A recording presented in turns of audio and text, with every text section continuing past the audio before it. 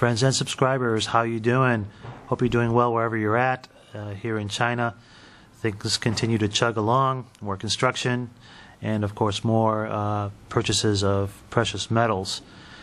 Here you're looking at two unicorn coins. They're both minted in 1997 from the government mint with a 10 yuan and 5 yuan face value. These unicorn coins are a special little collector coin that most Chinese coin collectors eventually obtain over time. They were low mintage and they were made for export only. And I think that's because the unicorn is a mystical animal of the Western cultures, and so that's why they minted these for export. The obverse, of course, a unicorn. The reverse has a dragon. So the two mystical creatures, they were minted in 94 and 97, and I believe one other year. There are bullion mintages and also proof. And these two are just, I believe, the proofs, although they don't have a proof mark on them. And they're nice little coins to pick up, a little bit difficult to find sometimes in good condition. These two are in fabulous condition. And they do have some numismatic play because they are a lower mintage amount in circulation. And so that's my little purchase today. Some other just basic circulated coins. There's a 81 1 yuan coin with the Great Wall of China on the back of it. And picked up another 2001 Panda coin, gold, 1/20th ounce, to match the other that I had. It's nice to have both of those in similar, if not same condition, from the same mint. It makes a nice little pair, and so I picked that up. And so basically what's going to happen here, 2014, I'll give you my little rundown on things that I think might happen. Most likely the Fed will continue to talk about tapering, but they have no intentions whatsoever of tapering. I think that when they start to talk about things that they are looking to do outside of their charter, you should get a little worried. If you remember, 100 years ago, the Fed had made the charter to print money and to keep inflation at an acceptable level, and also be able to control interest rates. Those are really kind of the three areas in which the Fed was founded on as far as their charter. But lately you've been hearing a lot of rhetoric from the Fed about unemployment, and how the Fed can help with unemployment. Well, that's not even what the Fed should be doing, or not even what they're capable of doing. And when they talk about things like that, you can be sure that they're going to throw a ton of money at it. Their primary concern is to keep the banks propped up and to keep this phony money scheme going, and their member banks, keeping them flush with credits. And also, of course, the European banks, as we see in some of the information released from the Fed over the past couple of years, that they have loaned a tremendous amount of money out to foreign banks, which is treasonous to begin with. Any entity that is solely founded to create money for the United States should not be loaning out money to foreign entities, should not be involved in foreign banking matters. But as you and I know, the banking cabal is all interconnected, and even, yes, in China.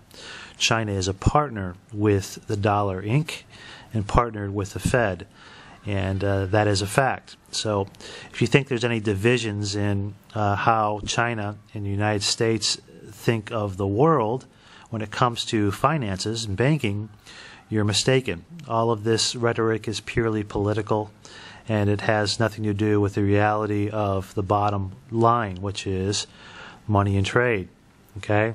China is a partner with the Fed and the people that own the Fed and own the other central banks, making the Chinese government officials very, very rich, and hopefully, in their opinion, to keep the peasants subdued and to keep them pacified and continue to do menial jobs, in some cases, get involved into better jobs, in the white-collar sector. But they're still building. They're still ramping up building here. Despite the dead news, they're still building bridges to nowhere, buildings that are empty.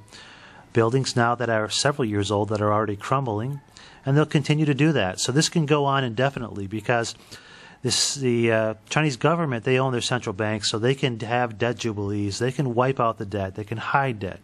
They can do things that the West cannot do. So where's it going? Where's it going? I think, well, they're ramping up, trying to back the renminbi at least partially by gold. I think that's the only logical explanation for them attaining all this gold through Shanghai and Hong Kong and through proxy. There's no reason why they should be shooting for the 8,000 tons and beyond that they want to do by the end of this decade, then to prop up the renminbi and to become, full partners with the cabal that is the banking families of the world. And if they obtain enough gold, they certainly can do that.